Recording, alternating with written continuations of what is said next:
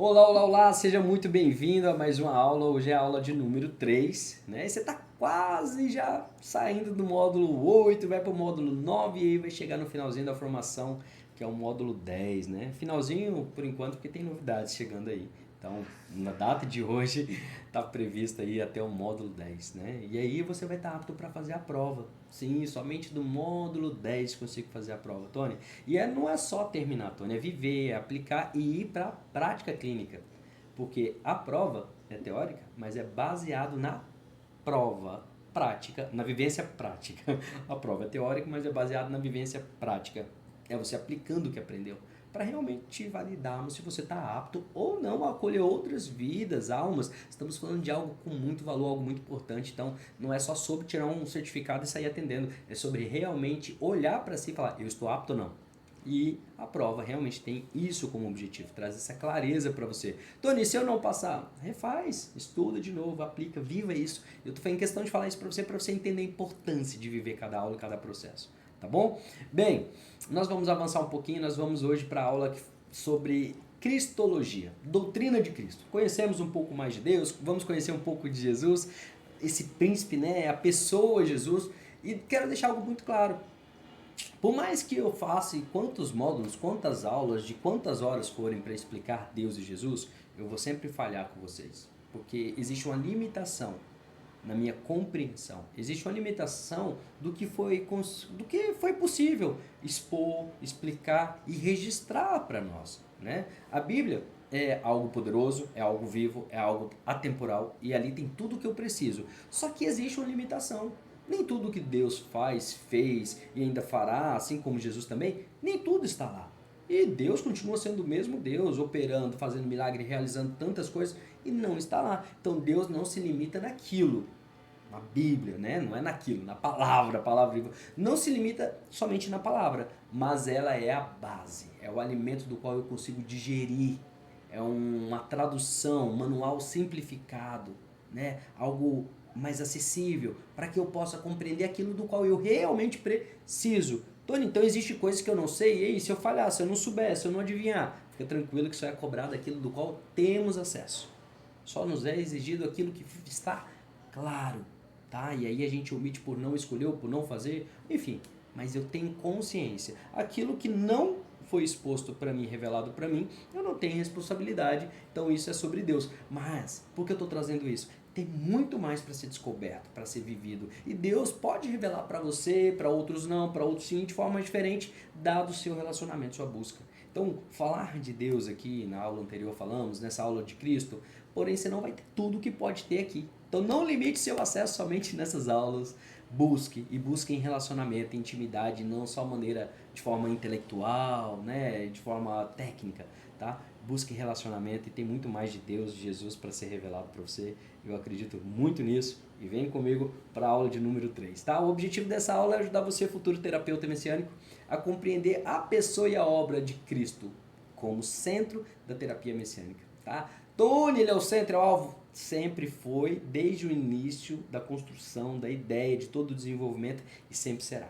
Isso é algo que é imutável. É a nossa rocha firme, é onde nós estamos construindo toda essa jornada, tá? Então, ele é a nossa fonte de restauração e ele é o arquétipo de humanidade curada. Tony, o que é arquétipo? Arquétipo é o modelo do qual talvez não, modelo do qual devemos seguir, onde ele representa a humanidade curada. Então é aquilo que nós temos que buscar dia após dia, nos tornarmos cada vez mais semelhantes. Então ele é o arquétipo a ser seguido, ele é o arquétipo da humanidade curada, porque ele se fez homem para mostrar um caminho onde é possível para os homens chegar e atingir, tá? Então por isso que ele fala, siga os meus passos, siga o meu caminho, e eu venci o mundo sendo humano. Mas ele não era Deus? Sim, mas ele se fez homem e viveu como homem. As limitações de um homem, as dores de um homem. Ele chorou, ele ficou triste, ficou com raiva, ficou zangado, ele sentiu dor. Ele viveu como homem. E é por isso que ele é o nosso modelo, tá bom? O modelo da formação e o modelo para a vida. Bem, Cristo é o coração pulsante da terapia messiânica. Ele não é apenas o mediador entre Deus e os homens, mas o modelo perfeito de consciência equilibrada, amor ativo e identidade restaurada. Em cada atendimento, o terapeuta messiânico é convidado a manifestar esse padrão de consciência. O Cristo que ouve sem julgar, que confronta sem ferir e que cura sem impor. Sua presença não era técnica, era transformação encarnada. Quando Jesus se aproximava de alguém, não era apenas um conselheiro chegando, era o próprio padrão divino do humano restaurado se manifestando em amor e verdade, tá? Amor e verdade. Preste muita atenção nisso. Cada gesto, cada palavra, cada silêncio de Jesus carregava o peso de uma consciência que não estava fragmentada, mas sim inteira. Então entenda isso. Entenda muito bem isso. Compreender quem é Cristo é compreender o propósito de toda a terapia. Restaurar o humano à sua forma original. Imagem e semelhança de Deus. Entenda um ponto. Se você olhar como Jesus trabalhava, Jesus não só fazia coisas incríveis e milagres só para poder fazer aquilo que a pessoa queria. Mas Jesus trabalhava algo que a pessoa nem percebia, algo interior. Todo milagre era visto no exterior, mas antes Jesus curava o interior. Se você pegar vários milagres dos quais Jesus fez, você vai ver que ele primeiro trabalhava a identidade, ele trabalhava as fragmentações, reconstituía um inteiro, a identidade plena, a imagem e semelhança com o Pai. Ele trabalhava nisso primeiro, antes de realizar uma cura. Porque a cura, há coisas que não vão acontecer para quem está fragmentado, não suporta. Há coisas de Deus que não pode se revelar e ser entregue para quem está distante e não entende a identidade que possui. Não é possível entregar algo para quem... Vou entregar uma herança para quem não é herdeiro? Como? Então, existe um trabalho a ser feito antes que muitas vezes não, totalmente é espiritual e por isso não é visível, mas é sentido no interior de cada um, tá? Vamos dar um exemplo aqui. A mulher do fluxo de sangue. Jesus poderia ter ido até ela, curado ela? Sim. Ele é o próprio Deus, ele sabe de todas as coisas, assim como ele fez lá no tanque, onde ele foi lá e curou o aleijado, mandou pegar Max e sair andando. Ele poderia ter feito com ela e ido até ela, né? Até porque os discípulos já teriam tido esse contato com ela, possivelmente, porque levou até ele. E vamos lá, ele poderia ter feito tantas coisas, mas ele permitiu que ela fosse até ele. Mas por quê, Tony? Porque aquela mulher, ela era exclusa de toda a sociedade, de toda a comunidade. Ela não poderia encostar em alguém, ela não poderia estar presente, ela tinha que estar sempre depois que as pessoas se retiravam. Então existia uma humilhação muito grande ali. Então ela não se sentia com o mesmo valor, ela não se sentia merecedora da presença de Deus, de estar no meio das pessoas, ela se sentia inferior. Então, primeiro, Jesus trabalhou isso, é por isso que ele falou assim, vou deixar ela vir até mim, espiritualmente imaginando, né, todo o contexto aqui, porque eu gosto de realizar isso para validar que realmente existe uma intencionalidade em cada milagre para ser reconstruído algo dentro antes do exterior ser revelado. Antes de algo ser revelado no exterior, né? Vamos lá. Quando ela foi até Jesus e tocou a roupa dele, que tudo aquilo aconteceu, não só aquilo virou um grande testemunho, uma grande prova de fé, um grande trabalho, mas algo naquela mulher foi totalmente restaurado. Ela não recebeu só o milagre de não ter mais o fluxo de sangue, mas todo mundo testemunhou que ela viveu. Talvez se Jesus faz aquilo no secreto entre ele e ela, as pessoas ainda não aceitariam, talvez ela, iam duvidar dela. Então naquele momento falou, ei, ela teve que vencer todos os insultos, toda a vergonha, todo o medo, toda a exclusão, e ela falou assim, eu creio. A fé dela ali, né, tanto que foi o ponto alvo de toda a pregação na Bíblia sobre essa ação. Mas ali ela tocou em pessoas reconheceram, queriam atacar ela, mas ali todos testemunharam que ela era curada. Ali ela foi aceita por todos. Ali ela retomou o lugar dela de direito. Então algo foi curado dentro dela, você não vai ser mais exclusa. Porque as pessoas falam não te ferem, não te atacam, porque não é mais a verdade sobre você. Isso não te pertence mais. Você é o que eu digo que você é. E você é filha amada. E você está curada. Quando você pega também um cego, né? Jesus pega a terra, cospe, vai lá e faz, e passa ali e ele volta a ver. Precisava daquilo? O que Jesus quer curar dentro dele? Porque Jesus poderia simplesmente falar, volte a enxergar, e ele voltava. Jesus poderia passar a mão. Jesus poderia abraçar. Jesus poderia falar assim, se assim você querer, assim será. Diga tal coisa e serás curado. Mas Jesus faz exatamente isso que eu estou dizendo. Pega terra, cospe, mistura e passa nos olhos. O que acontece? Se você buscar estudar o conceito cultural, que é algo que a gente vem instruindo e ensinando aqui nesse módulo, se você buscar entender toda a construção, toda a forma de estudar a Bíblia, você vai ver que naquela cultura, para aquele povo, naquela época, quando se esbarrava em alguém deficiente, né, no contexto ainda mais ele cego, que esbarrava muitas vezes sem querer, que derrubava alguma coisa de alguém, ou até mesmo pelo simples fato de estar no caminho ali sentado pedindo esmola, muitas pessoas cuspiam próximo dele ou até mesmo nele. Então, pensa o quanto doía nele, quanto era doloroso o som do cuspe. Imagina isso. Tanto que não feria na alma. Isso dizia que ele não tinha valor, isso humilhava, isso afastava ele, a identidade dele, fragmentava toda a alma dele. E ali Jesus fala o seguinte: aquele som que te destruiu, que te machucou, que foi tão doloroso, agora é o som da cura. Jesus ressignifica uma das principais feridas emocionais dele. Então Jesus vai lá e dá o cuspe que agora não machuca, cura, que não mais humilha, mas revela, que enaltece. Então essa pessoa passa a ser outro através do mesmo som, do mesmo ato que tanto destruía, que tanto machucava, e ele é curado. Então, sente esse som.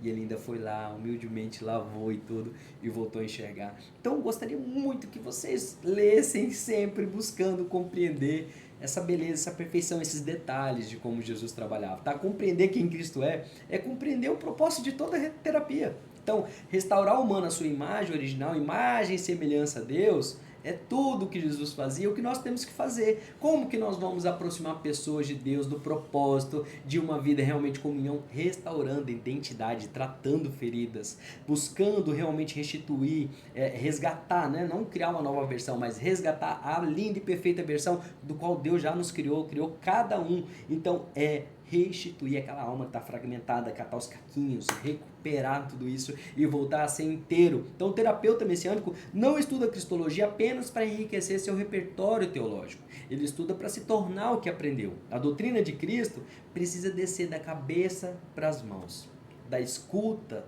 para o coração. Né? E tudo isso ser refletido, até mesmo no silêncio compassivo diante do paciente que está ali sofrendo. Então, entenda, o objetivo dessa aula é transformar a cristologia em experiência viva, não apenas conteúdo intelectual. Esse módulo não é sobre teologia intelectual, é teologia na prática, algo vivo, vivência, experiência, né? Algo real. Então, esse é o meu convite para você. E aí, a minha meta, o meu convite também, é que você sempre olhe Jesus como modelo.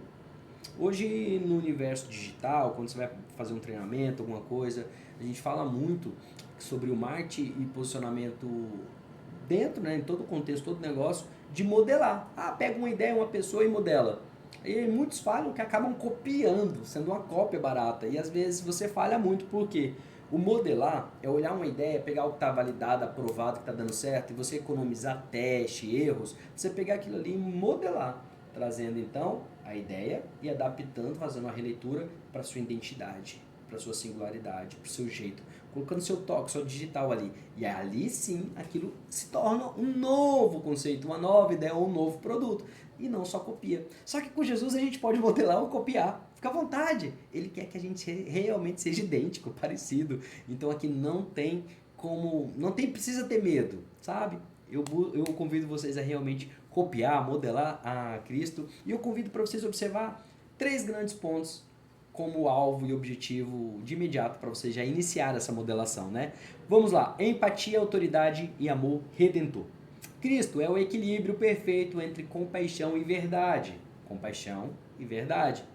Sua empatia não era fragilidade, mas consciência profunda do valor eterno de cada pessoa.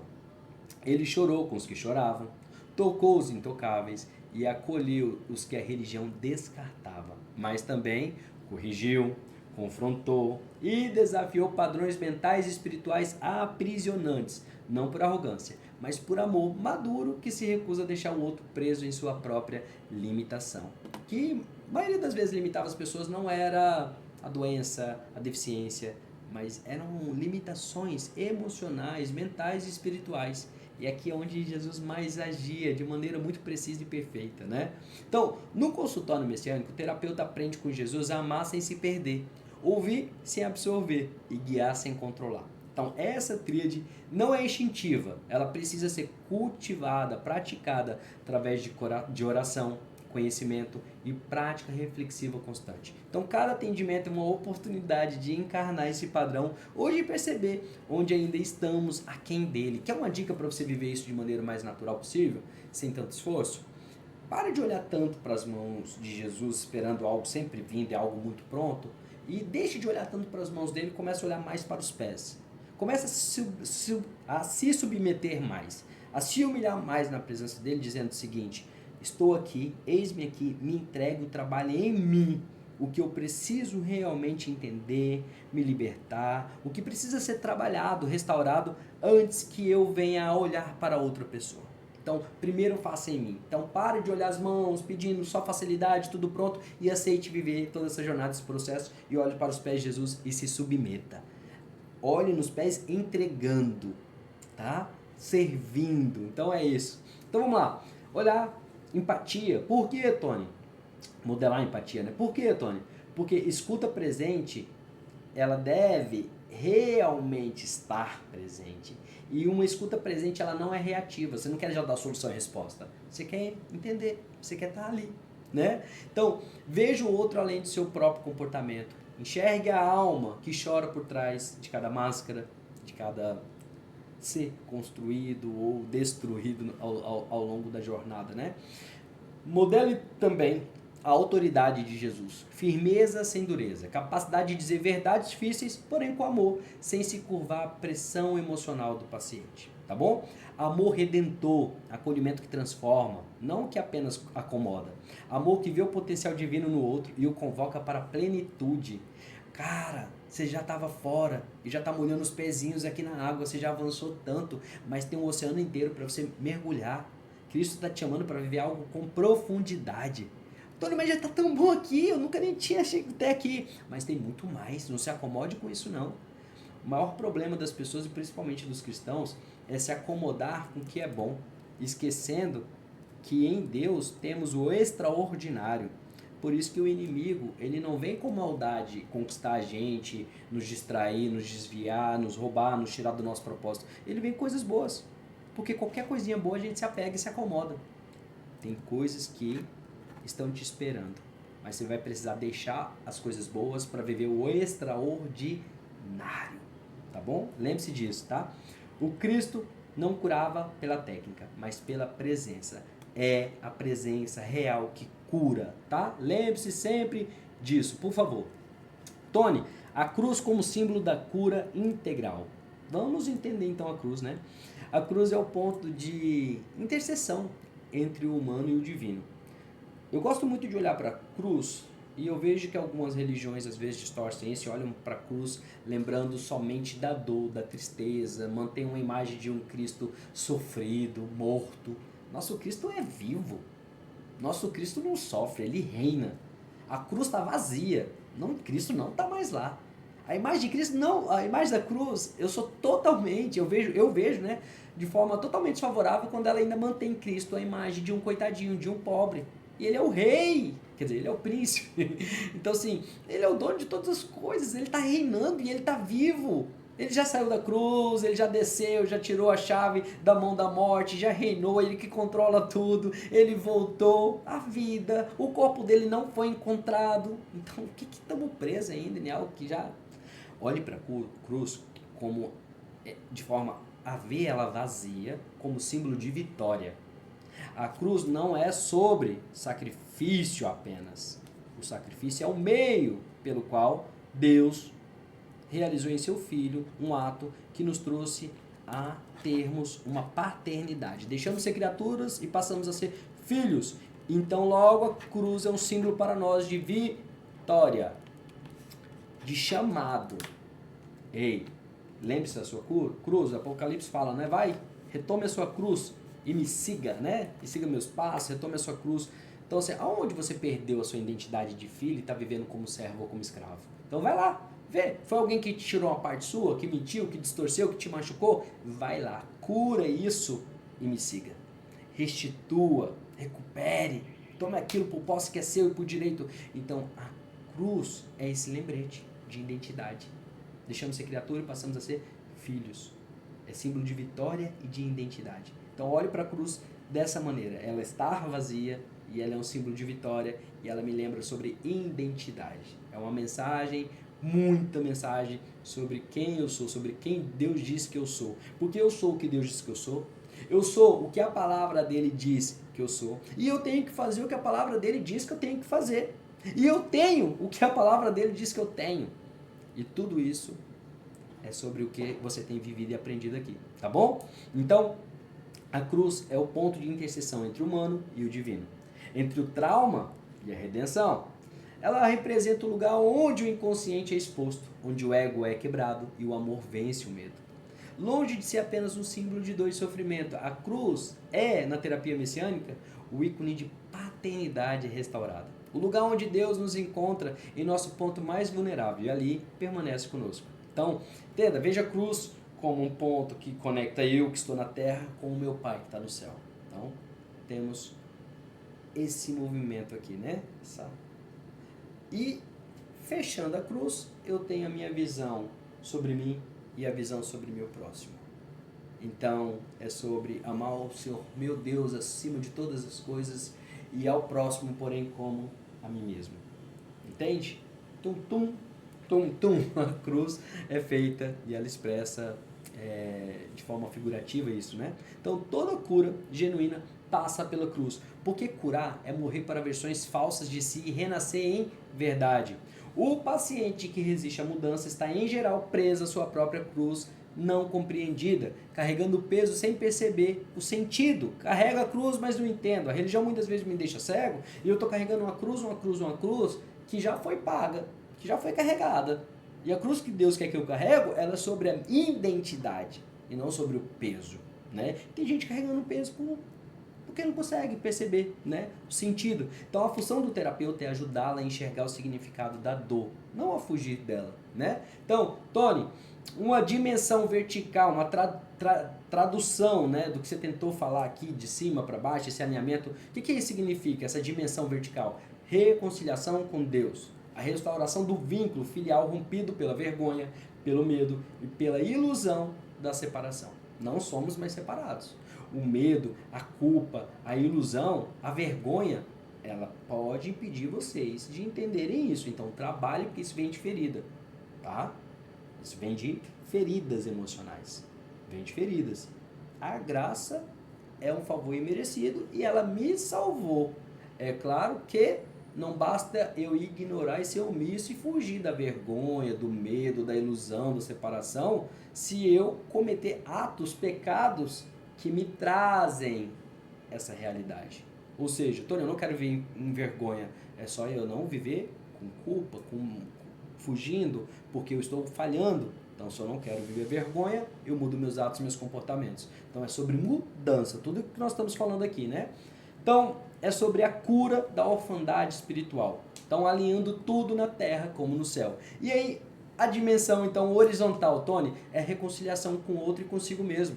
É a cura das relações, da autoimagem distorcida, das feridas de abandono, rejeição e traição. É o princípio de amar o próximo como a si mesmo. Amar seu pai e sua mãe que talvez tanto falharam, decepcionaram, não atenderam sua expectativa, não conseguiram te ouvir e estar presente como você precisava. É você olhar para eles, que são as pessoas mais próximas, e iniciar esse processo de amar o próximo como a si mesmo. Aqui, assim, simples e de forma bem objetiva. Tudo inicia com os pais, então foquem em amar os pais de verdade. De verdade.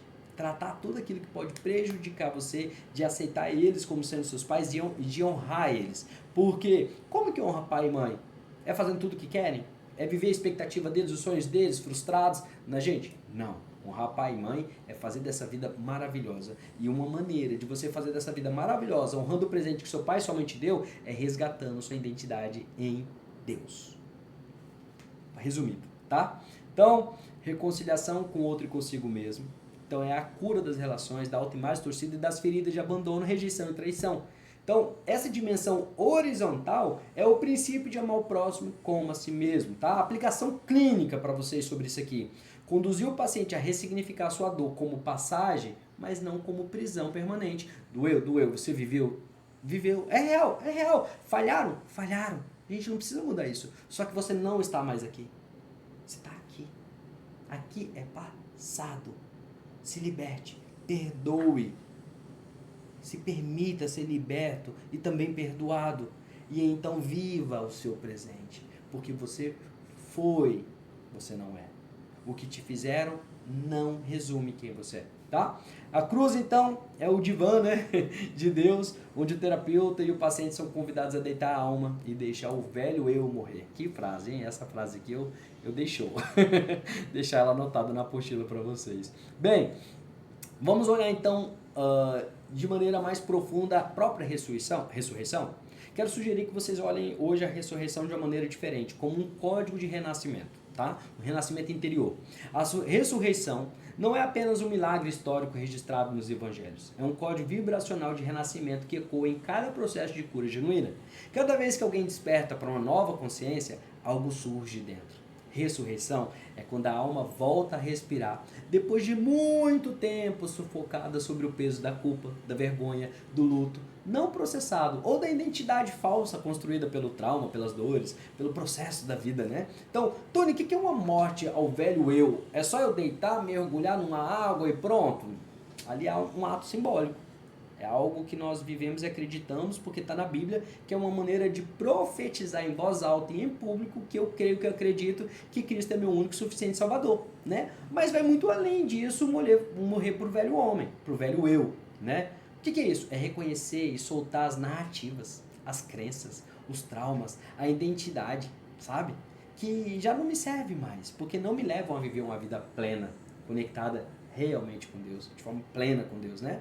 E aí então inicia um processo de transformação, o período de silêncio e escuridão, onde a mudança acontece por baixo da superfície, invisível, mas real. Então a mudança não acontece no ato do batismo, mas é o que você escolhe naquele momento, decide que irá começar a viver, desprender de quem eu era, para viver quem Deus me fez para ser, tá bom? Então, renascimento consciente, sair da mente da vítima e entrar na mente do Cristo.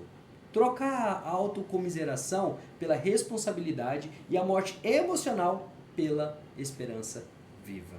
Então, Jesus nos convida a morrermos para nós mesmos. A morrermos. Ele convida a gente para morrer. E ele mostra um processo de morte, vitória e ressurreição do novo eu. Uma nova versão. E ele nos convida a ver esse processo, ele pede para seguir os passos dele. E eu estou te explicando o que seriam esses passos dele em uma vida humana real. Traduzindo isso para a prática, né? Então eu espero que você esteja entendendo com essa aula. Uau, ela faz assim, ó. E eu amo falar disso, fico empolgado. Bem, na prática messiânica, o terapeuta conduz o paciente da culpa para a graça, da morte emocional para a esperança viva. A cada libertação, a cada perdão genuíno, a cada nova escolha consciente, um pedaço de Cristo ressuscita dentro de nós. E esse é o testemunho mais poderoso que qualquer terapeuta pode oferecer. Qual é a nossa missão? Fechar 10 mil por mês? É ter não sei quantos pacientes? Não, nossa missão é colecionar testemunhos. Aproximar pessoas da jornada, da caminhada, da presença, da paternidade de Deus. É sobre isso. Essa é a nossa meta, esse é o nosso alvo. Nós temos vitória quando alguém reduz os bloqueios? Sem dúvida. Quando alguém cresce profissionalmente no relacionamento? Sem dúvida. Mas nós vencemos junto com elas quando elas aproximam de Deus. Essa tem que ser comemorada, tem que fazer festa, deixar registrado, tem que ser incentivado. Esse é o nosso principal alvo, não único, tá bom? Bem, lembrança para vocês, o túmulo de Jesus já está vazio para lembrar que nenhuma dor é permanente. Não olhe para Jesus como dor, tá? Ele não é a representação disso. Ele é muito além disso. Ele viveu isso, foi através disso, mas não é isso que resume a Cristo, tá bom? Porque nem a morte foi capaz de o parar, nem a dor, nem a morte. Chegou a virar para o pai dele e falar assim: pai, se for da tua vontade, afaste esse cálice de mim, mas se não for, que consuma então esse ato. Ou seja, pai, dá medo, dói, eu estou aqui como um homem, mas se puder, afasta, mas se não, que cumpra. Ou seja, ele venceu a dor, o medo, tudo, em obediência, em fé, mostrando que é possível É possível sim viver uma nova jornada, uma nova identidade. A sua, na verdade, a sua identidade, tá? Bem, vamos falar sobre o Cristo interior, consciência messiânica e maturidade espiritual, né? Bem, vamos lá então. Cristo não veio apenas para ser adorado, mas para ser reproduzido. O Cristo interior é o estado de consciência desperto, onde o Espírito Santo governa a mente. Por isso ele é o nosso conselheiro, tá? Bem, então o Espírito Santo governa a nossa mente através de um estado de consciência que é o próprio Cristo interior. Exato. A parte ali, vamos se dizer, de maneira mais simples isso, para quem fica não fique confuso, né? Mas é como se uma nova consciência se despertasse a partir do momento que a gente permite o Cristo que nos habita existir. Então essa consciência, ela nos mantém cada vez mais conectados e aprofundando no relacionamento com o Espírito Santo, né? Onde ele atua, ele governa a mente. Por isso que passamos a não gostar de coisas que gostávamos, passamos a deixar de fazer coisas que fazíamos, deixamos, sabe? Porque quando eu era menino, eu gostava das coisas de menino. Ou seja, o meu velho eu gostava das coisas do meu velho eu. Mas agora que sou homem, agora que estou em Cristo, eu gosto das coisas de Cristo. É sobre isso, tá bom? Então, é esse estado, né? Onde o Espírito Santo governa a mente e o amor se torna ação cotidiana, não um esforço moral. Só é um esforço moral ainda quando a gente não está vivendo essa prática, esse relacionamento. Entende? Porque deixa de ser um esforço moral e passa a ser uma expressão natural de quem se descobriu amado e gerado por Deus, porque agora não é um comportamento, não é uma decisão, é o que sou, é quem eu sou. Eu sou filho do próprio amor e não tem como eu ser diferente senão o amor. Então eu sou isso. Eu estou amando agora, eu estou acolhendo, sendo empático agora, não porque eu escolhi, é porque eu resgatei quem eu realmente sou. Isso faz parte da minha essência, né? Então é o nível de consciência que o terapeuta messiânico precisa não apenas ensinar, mas cultivar incansavelmente em si mesmo para servir sem se esgotar. Tá bom? Por favor, entendam isso. Gente, assista essa aula de novo, esse módulo todo, se possível, tá bom? A consciência messiânica não é um estado de perfeição moralista, mas de alinhamento espiritual. É possível atender com plena presença sem ser sugado pelo drama do paciente. É possível ouvir histórias de sofrimento sem se afogar nelas. É possível amar profundamente sem se perder a si mesmo, né? Sem perder a si mesmo. Então essa capacidade não vem do treinamento técnico, mas do cultivo interior, da intimidade com Deus, que transborda como graça no nosso consultório, no nosso momento clínico, né? Então, conselho, esteja no mundo, porém sem ser do mundo. Aprenda a servir, mas sem se esgotar, sem anular nenhuma área da sua vida, tá? Porque Deus pede plenitude. É um todo. Não é só um. Não use a parte espiritual, a igreja, a religiosidade como muleta para fugir das suas obrigações e deveres, questões que Deus também te convida a olhar e cuidar, tá bom? Principalmente sua casa e sua família.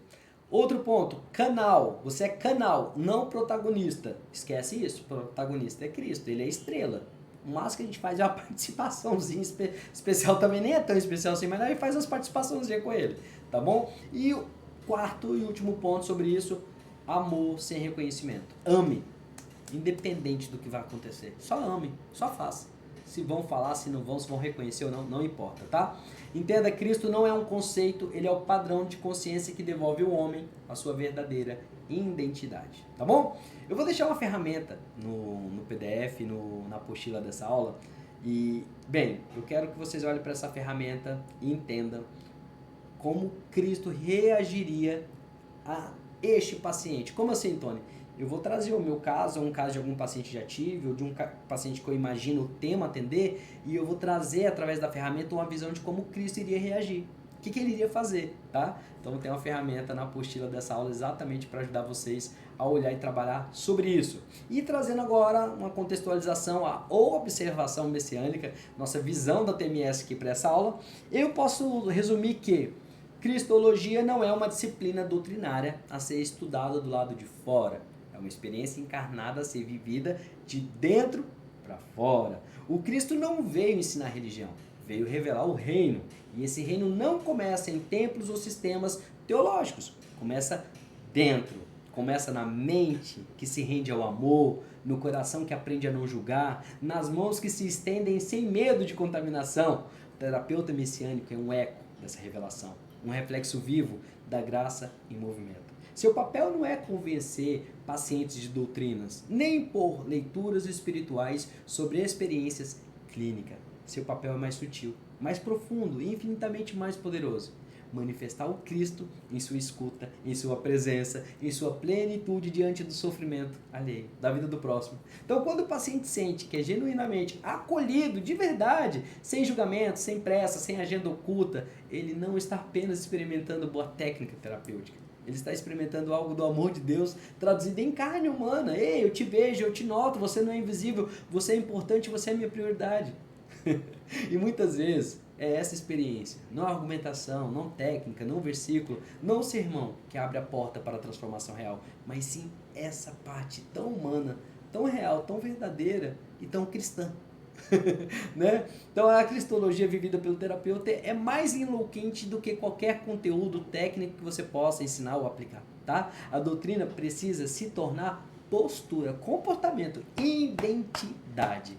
Quando o terapeuta fala, o Cristo consola. Quando ele silencia, o Cristo observa. E quando ele ora, o Cristo age. E esse é o meu convite para vocês. Bem, chegamos ao final dessa aula que por mim eu passaria o dia aqui falando. Meu coração queima demais. Mas vamos lá. Cristologia é o centro da terapia messiânica, né? Essa aula aqui é o que representa quem somos, o que vivemos, o que fazemos, como fazemos, né? O que fazemos. Então tudo parte e retorna a Ele. Sem Cristo, o terapeuta é apenas um conselheiro, né? É a sensação, é apenas a emoção ali aparecendo, técnica aparecendo. É uma sessão, é somente alívio temporário. Com Cristo, ela se torna um instrumento de reconciliação entre céu e terra, entre alma e espírito, entre trauma e propósito. Cristo é o ponto de equilíbrio onde o humano encontra o divino e onde o terapeuta encontra a sua verdadeira missão. Então essa aula, ela representa toda a formação. Não há cura sem Jesus, não há como falar de um tratamento terapêutico, psicológico, o que for, onde não trabalha a espiritualidade, mas a espiritualidade de forma certa, Cristo sendo o centro, o professor, o protagonista. É sobre isso.